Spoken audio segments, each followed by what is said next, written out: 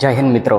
Village of physical defence એકેડેમીમાં તમારા બધાનું ફરીથી હાર્દિક સ્વાગત છે. તો મિત્રો આજે આપણે મળી રહ્યા છે ફોરેસ્ટનો જે મતલબ કે ફાઇનલ આન્સર કે આવી ગઈ, ક્યારની ફાઇનલ આન્સર કે આવી ગઈ છે, પણ એમાં તમને હજી પણ મૂંઝવણો છે કે આમાં અમારા માર્ક કેટલા થઈ રહ્યા છે. હજી પણ ઘણા વિદ્યાર્થીઓનો સવાલ છે કે આમાં કેટલા માર્ક છે. તો આ વિડીયોમાં આપણે એ ગણતરી પણ સોલ્વ કરવાના છે, એક એક્ઝામ્પલ લઈને, સિમ્પલ એક્ઝામ્પલ લઈને, તાકી તમને મતલબ આસાન એક્ઝામ્પલ લઈને આપણે આસાનીથી અમે સમજશું કે કઈ રીતના એ છે. પછી બીજો સવાલ એ કે કેટલા માર્ક વે આપણે ફિઝિકલ શરૂ કરવું જોઈએ, મતલબ કે જે રનિંગ તૈયારી છે એ કેટલા માર્કે કરવી જોઈએ. અને લાસ્ટ ક્વેશ્ચન કે જે ઘણાનો સવાલ છે કે ફિઝિકલ ક્યારે આવશે. તો આ વિડીયોમાં મિત્રો બન્યા રહેશો. આ વિડીયોમાં આપણે ત્રણ વસ્તુ ચર્ચા કરવાના છે, જાણવાના છે. તો ચાલો આપણે હવે શરૂ કરીએ. પહેલી વસ્તુ એ છે કે જે ગણતરીના જે માર્ક જે છે, ફોરેસ્ટના 100 ક્વેશ્ચન હતા, બરાબર? ટોટલ ક્વેશ્ચન 100 હતા, પણ માર્ક હતા 200, બરાબર? તો આ 200 માર્કમાંથી ઘણા એવા, મતલબ આ વખતે પહેલી વાર ગુજરાત સરકારે ઓનલાઈન એક્ઝામ લીધી છે. યસ, અને એ બી શરૂઆત કરી ફોરેસ્ટથી. ઘણું ખરું આમાં અડચણો આવી છે, ઘણા ખરા ઓબ્જેક્શન પણ પડ્યા છે. તો એના લીધે અમુક ક્વેશ્ચન રદ કરવા પડ્યા. તો જે ક્વેશ્ચન રદ થયા ને એના લીધે આખું જે માર્કિંગનું આખું જે સિસ્ટમ છે એ આખી બદલી ગઈ. યસ, તો થયું શું કે ઘણા વિદ્યાર્થીઓમાં મૂંઝવણ મુકાઈ ગઈ કે અમારે એક્ઝેક્ટલી કેટલા માર્ક છે. કેમ કે દેખો, આમાં જેને વધુ માર્ક છે એને એટલો બધી વાંધો નથી, પણ જેને કટ ટુ કટ માર્ક છે ને એને તકલીફ થઈ છે. તો શું કહેવાય કે એ તકલીફ એના લીધે એને હવે વિચારવાનું કે હવે અમારે ફિઝિકલની તૈયારી શરૂ કરવી કે નથી કરવી, કેમ કે નોર્મલાઇઝેશન તો બાકી છે. તો ચાલો આપણે એક એક્ઝામ્પલ લઈને સમજીએ કે શું કેટલા માર્કે તમારે આમાં મતલબ તૈયારી, મતલબ કે કઈ રીતના ગણતરી કરવાની છે. સપોઝ માની લો કે તમારે 100 ક્વેશ્ચન તમે અટેમ્પ્ટ કર્યા હતા, બરાબર? એમાંથી તમને સાચા પડ્યા છે 50 મિત્રો, ખોટા પડ્યા છે 40 અને રદ થયા છે 10. એક એક્ઝામ્પલ તરીકે લઈએ કે સાચા આપણે તમારા 50 થયા છે, બરાબર, ખોટા 40 અને જે રદ થયા છે ને એ 10 રદ થયા છે. તો હવે જે રદ થયા છે ને, તો એ લોકોએ શું કર્યું છે કે આ રદને તમે જોયું હશે કે એના લીધે એ લોકો આખું માળખું આપી દીધું કે આ રદને એ લોકો ગણતરીમાં જ નથી લીધું. તો હવે એનો આખો ભારાંક જે છે એ બદલી જશે. કઈ રીતના બદલશે? કેમ કે હવે ગણતરી થશે 40 અને 50 અને 40, 90 માર્ક. યસ, સોરી, 90 ક્વેશ્ચન, 100 હતા ને, તો હવે આ 10 માઇનસ થઈ જશે.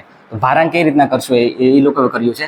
જે 100 હતા એમાંથી હવે 10 બાદ કરી નાખે, એટલે કે 90 થયા. તો 90 ક્વેશ્ચનમાંથી અટેમ્પ્ટ કરવાના, મતલબ 90 ક્વેશ્ચન બનશે. માર્ક તો 200 જ છે. તો હવે થશે શું કે જે 200 ભાગ્યા 90, તો અહીંયા જે ભારાંક છે ને 2 માર્કનો નહીં આવે, એ આવશે 2.22. યસ, જે ભારાંક જે છે, હવે જે નવો ભારાંક બનવાનો છે 2.22 નો બનવાનો છે. અહીંયા હતો કયો 2 માર્કનો હતો, બરાબર? અને હવે એ થઈ ગયો છે 2.22. તો હવે જે બી ગણતરી છે એ 2.22 ઉપર થવાની છે. તો હવે સાચાનું કઈ રીતના છે? સાચા જે છે એ 50 સાચા થયા છે, બરાબર? સાચા 50 થયા છે. હવે એને ગુણ્યા 2.22 કરવાના છે. યસ, હવે એને ગુણ્યા 2.22 કરશો ને, સાચા જે તમારા મતલબ 50 છે, હવે એને ગુણ્યા 2.22 કરશો ને, તો તમારો જે આંકડો આવશે ને એ આવશે 111. યસ, પેલા એ કયો થવાનો હતો, મતલબ કે ઘણા વિદ્યાર્થીઓ એવું કહેતા હતા કે એને 10 બાદ કરી નાખ્યા, બરાબર? હવે આમાંથી ગણતરી કરવાની છે. તો એને શું કર્યું ખબર? 50 ગુણ્યા 2 એટલે કે 100 અને આના 0.25 માઇનસ કર્યા, તો એ કેટલા થયા? શું કહેવાય કે 10 થયા. તો એ રીતે કરી અને કાઉન્ટ કરતા હતા. પણ એ રદ પહેલાનો હતો. એક ક્વેશ્ચન 2 માર્ક હતા, 100 ક્વેશ્ચન હતા અને 200 માર્ક, અને નેગેટિવ હતું 0.25. હવે એ રદ પછી આ સ્ટ્રક્ચર બદલશે, આપણે એ જોઈએ વિડીયોના અંતમાં. પણ હવે આ થયું. તો કેટલા માર્ક થયા તમારે? તો તમારા માર્ક જે છે એ કેટલા થયા? 111. ઓકે, કેમ કે ભારાંક વધી ગયો, 2 નથી, 22 પોઈન્ટ વધારે છે, તો એના લીધે 111 થયા છે. હવે આપણે જોઈએ કે નેગેટિવનું સ્ટ્રક્ચર કઈ રીતના છે. નેગેટિવનું સ્ટ્રક્ચર પણ અહીં ચેન્જ થશે. કઈ રીતના? કેમ કે ભારાંક બદલી ગયો, બરાબર? તો હવે નેગેટિવ પણ હવે ચેન્જ થવાનો છે. તો ખોટા કેટલા છે આપણા? તો ખોટા કેટલા છે? 40 ખોટા છે આપણા, બરાબર? તો હવે આપણે એને નેગેટિવ કાઢવાના છે. તો એને કઈ રીતના કરશું? તો પહેલા તો આપણે એ લેવાનું છે કે 2 માર્ક હતા ત્યારે નેગેટિવ સિસ્ટમ કેટલી હતી? 0.25. હવે માર્ક 2 નથી, 22 પોઈન્ટ વધારે છે, 22 પોઈન્ટ એ કેટલું, બરાબર? તો આ હવે આપણે આની ત્રિરાશીય કરવાનું છે. મતલબ કે આનું જે છે ને 2 માર્કે 0.25 હતું, તો 2.22 એ કેટલું સમજાણું મિત્રો? કેમ કે દેખો, અહીંયા જો જ્યારે પણ 2 માર્ક પૂરેપૂરા હતા, પણ એ ક્યારે હતું કે મતલબ કે કોઈ પણ રદ વગરનું હતું. આ રદ પહેલાનું છે, હવે રદ સાથે છે. તો હવે આપણે નેગેટિવ કેટલું? હવે આપણે 9 નેગેટિવ આવશે. એ 9 નેગેટિવની સાથે આપણે માઇનસ કરવાના છે. તો ચાલો આપણે જોઈએ હવે. તો હવે આનો તમે જે ગુણાકાર કરશો ને, બરાબર, અને ચોકડી ગુણાકાર કરશો, રેડી, તો અંદાજે જવાબ જે આવશે ને એ 0.2775. યસ, આ ફાઇનલી આપણો નેગેટિવ બનશે. આ નવો નેગેટિવ છે, જૂનો કયો હતો 0.25 હતો, તો અહીંયા કયો આવશે નેગેટિવ 0.2775. બરાબર. 90 ક્વેશ્ચનના કેટલા માર્ક? માર્ક તો 200 જ છે, માર્ક તો 200 જ છે. ક્વેશ્ચનના કેટલા છે? મતલબ એક ક્વેશ્ચનના 2 માર્ક હતા ને, એ કેટલા થઈ ગયા? 2.22. ઓકે, તો આ હતું સ્ટેપ 2 કે નેગેટિવ હવે આપણે એટલા કાઉન્ટ કરવાના છે. તો હવે પોઈન્ટ નંબર 4, બરાબર, પોઈન્ટ નંબર શું 4 કયો છે? 40 ક્વેશ્ચન ખોટા છે, તો હવે 40 ગુણ્યા 0.2775 તો કેટલા થશે માઇનસ? કેમ કે દેખો આ રીતના જ કરવાનું હોય ને, નવો નેગેટિવ ભારણ જે આવ્યો છે એનાથી જ ગુણાકાર કરવાનો છે. તો હવે આપણે જે માર્ક જે આપણે થશે ને ખોટા એ 11.1 થશે. તમે એનો ગુણાકાર કરી લેજો, બરાબર, 11.1 થશે. બરાબર, તો આ હતો પોઈન્ટ નંબર 4 કે જે હવે આપણે એટલા માઇનસ કરવાના છે.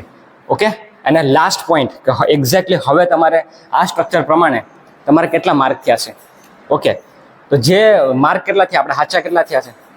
111 થયા. તો 111 માઇનસ 11.1 આનો તમે જે ગણતરી કરશો ને મિત્રો, બરાબર, તો તમને જવાબ આવશે 99.9. યસ, આ તમારો ફાઇનલ આન્સર. મતલબ કે જો તમે તમારા 50 સાચા છે, 40 ખોટા છે અને 10 રદ છે, તો તમારા માર્ક થાય 99.9. 90 નહીં, કેમ કે 90 કેમ થતા હતા? 50 દૂને 100 અને 25 10, એટલે 100 માંથી 10 માઇનસ અને કેટલા? ભાઈ આપણે તો 90 માર્ક થાય છે. હવે એ જગ્યાએ માની લો કે 40 હાસા થયા, તો એ તો 40 દુ 80 અને શું કહેવાય કે અહીંયા મતલબ 40 ખોટા છે અને 20 રદ થઈ, તો એ તો પછી રેસ્ટ બરાબર જ જતા રહે છે ને. તો એ મતલબ જેને કટ ટુ કટ થાય છે ને, કેમ કે ફોરેસ્ટમાં છે ને મિત્રો, ફોરેસ્ટમાં ઓછા માર્ક વાળા જ પાસ થાય છે ફાઇનલમાં, કેમ કે એ જ ફિઝિકલ કરી શકે, મતલબ વધારે કરવાની શક્યતા એને જ હોય છે. બરાબર, એટલે આ વિડીયો લઈને આપણે આવ્યા છે ને, એ એટલા માટે આપણે જાણવાનું જરૂરી છે, કેમ કે તો તમને ખ્યાલ આવે કે નહીં આપણે ઓછા માર્ક સાથે પણ આપણે તૈયારી કરી શકીએ. કેમ કે દેખો જેના પર રદ વધારે હશે ને એને માર્ક્સ વધશે, જો અહીંયા સાચા વધારે મતલબ એટલા હશે તો, બરાબર. પછી જેને રદ ઓછા હશે અને ખોટા પણ હશે તો એના માર્ક ઓબ્વિયસલી છે કે એના ડાઉન થવાના જ છે, કેમ કે એના રદ ઓછા છે ને મિત્રો, અને પછી એને ખોટા વધારે પડ્યા છે તો એના માર્ક ઓછા રહેવાના છે. પછી એના રદ વધારે છે, બરાબર, અને એને એવરેજ અટેમ્પ્ટ કર્યા છે તો એના થોડાક વધશે. તમે જોયું ને વધશે કેમ? કેમ કે 0.22 વધી ગયા છે. તો આ હતું મિત્રો કે અગર જો તમારે આ રીતના હોય તો તમારે એટલા માર્ક થશે. યસ, તો હવે જો આ રદ પહેલા આ હતું અને રદ પછી આ. તો મિત્રો હોપ છો તમને આ ગણતરી તમને સમજાણી હશે. ન સમજાણી હોય તો ફરીથી એકવાર જોઈ લેજો. વાત કરીએ પોઈન્ટ નંબર 2 કે કેટલા માર્ક્સ ફિઝિકલ શરૂ કરવું છે. મેં કીધું ને આ વિડીયોમાં કે જેને ભાઈ 84, હું તો એવું કહું કે 84 પ્લસ થતા હોય ને મિત્રો, તો એને ફિઝિકલની તૈયારી શરૂ કરી જ દેવી જોઈએ.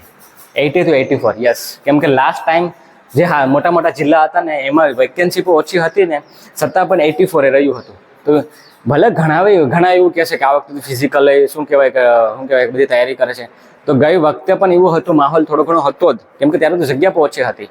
પણ ફિઝિકલના જે 5 સ્ટેપ હોય છે ને, એ 5 સ્ટેપ કોઈને ના થતા હોય, કોઈકને કેવામાં વાંધો હોય જ. કેમ કે હું મિત્રો મારો ફોરેસ્ટની જે નવી બેચ શરૂ કરી છે એમાં હું કરાવું છું ને, એટલે મને ખ્યાલ છે કે ઘણી તકલીફ આવે છે, બરાબર, અને એના માટે બહુ મહેનત કરવી પડે છે. હું મારા બોયઝને પૂરેપૂરી મહેનત કરાવડાવું છું 3 કલાક, બરાબર. તો શું કે ત્યારે જેને ક્લિયર થતું હોય છે. મારા જે આર્મીનું રિઝલ્ટ હતું એમાં પણ અમારા ગ્રુપમાંથી બોયઝમાંથી 6 નહીં 5.5 ને 5.5 મેં પૂરું કરી દીધું હતું 150. તો આ તો 6 મિનિટ આવી છે, પણ એના માટે તમારે મહેનત કરવી પડે. તમે ખાલી ગ્રાઉન્ડમાં જઈ અને ખાલી થોડી ઘણી એક્સરસાઇઝ કરીને આવતા રહ્યો તો ખાલી રનિંગમાં થોડીક ઇમ્પ્રૂવ થાય. હાઈ જમ્પ લોંગ જમ્પની એક્સરસાઇઝ કોણ કરશે? પ્રોપર સ્ટ્રેચિંગ વોર્મઅપ કોણ કરશે? એ બી કરવું જરૂરી છે. એટલા માટે મિત્રો આ ફોરેસ્ટ ટફ છે. હવે વાત કરીએ તો મેં કીધું ને કે 84 માર્ક ઉપર થતું હોય તમારે શરૂ કરી દેવું જોઈએ. હવે મેન ઇમ્પોર્ટન્ટ કે ફિઝિકલ ક્યારે? તો ફિઝિકલ દેખો અત્યારે મે મંથ મિડલ તો થઈ ગયો છે. હવે શું કે હજી પણ નોર્મલાઇઝેશનનું રિઝલ્ટ નથી આવ્યું. તો હવે તમારે એવું વિચારવાનું કે નોર્મલાઇઝેશન પછી મતલબ કે જૂન તો આવી જ જશે, બરાબર, જૂન તો આવી જ જશે. હવે જૂન આવી જશે ને પછી ઇલેક્શનનું રિઝલ્ટ છે, એટલે જૂન પર અડધો જતો રહેશે, બરાબર. તો હવે ફિઝિકલ ક્યારે આવવાની શક્યતા છે? તો મારા અંદાજ પ્રમાણે અને થોડું ઘણું એનાલિસિસ પ્રમાણે એવું લાગે છે કે જો ફિઝિકલ આવવાની શક્યતા રહેશે ને તો જુલાઈના સ્ટાર્ટિંગમાં. યસ, જુલાઈના સ્ટાર્ટિંગમાં જુલાઈની શરૂઆતમાં, અગર જો જુલાઈની શરૂઆતમાં ફિઝિકલ ન થાય ને તો એમ સમજી લેવાનું કે ચોમાસું પછી થશે, યા સપ્ટેમ્બરમાં. તો મિત્રો આ વસ્તુને ધ્યાન રાખજો. હજી પણ તૈયારી શરૂ કરી દેજો. હજી પણ તમારી પાસે મોકો છે, ભલે ઓછા માર્ક છે, ડિમોટિવેટ નહીં થતા. તૈયારી શરૂ કરી દો અત્યારેથી, હજી પણ સમય છે આપણી પાસે. મારા લગતે કંઈ પણ જો આ ફિઝિકલને લગતું કંઈ બી હોય તો હું નંબર આપી દઈશ, તમે મને ત્યાં સવાલ પૂછી લેજો. કંઈ પણ પ્રકાર 8 થી 9 ની વચ્ચે તમે મને શું કહેવાય મેસેજ કરજો કે કોલ કરજો, હું જવાબ આપીશ ચોક્કસ. પણ શું કહેવાય કે તમે ફિઝિકલ સ્ટોપ નહીં કરતા. મતલબ કે જો ફોરેસ્ટની મતલબ ફિઝિકલના લીધે જ એનું નક્કી થાય છે, બરાબર. તો હોપ છો તમને આમાં કંઈ બી માહિતી મળી હશે. અગર માહિતી મળી હોય તો તમારા મિત્રોને, વર્તુળને બધાને શેર કરજો, અને આગળ આ વિડીયોને શેર કરાવજો, અને શું કહેવાય કે લાઇક કરજો, તાકી આપણે આ મોટિવેશન મળે. બાકી સબસ્ક્રાઈબર બી ન કર્યું હોય તો હજી પણ સમય છે, કરી લેજો. આગળ તમને આવા વિડીયો મળતા રહેશે. નેક્સ્ટ આપણે પાછા બીજા વિડીયોમાં મળીશું. ત્યાં સુધી મને રજા આપો મિત્રો. જય હિન્દ.